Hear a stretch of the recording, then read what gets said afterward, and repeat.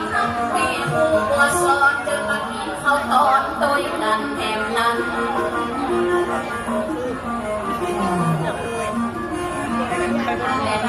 จะมามาตอนแล้วกันไม่จะต้องมาดูสอนลูกตาจอมต้องได้มานั่งกันอ่านไม่ยังมาร่วมงานเป็นเกียรติแก่ลูกหลานศิลปินแห่งชาติให้ยาสมยศต้องมีปัญหาไม่ได้ยังลูกหลานมาเมินนานทันได้ลูกหลานต้องได้ว่าอยากจะไปร่วมไปเป็นลูกศิษย์ของคุณแม่บัวสอน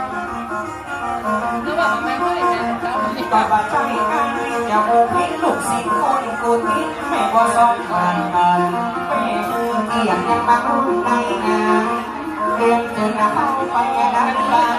ไปพักผ่อนตามพัทยาใส่หน้าบุญเงินใหม่ไม่มาช่วยกองจี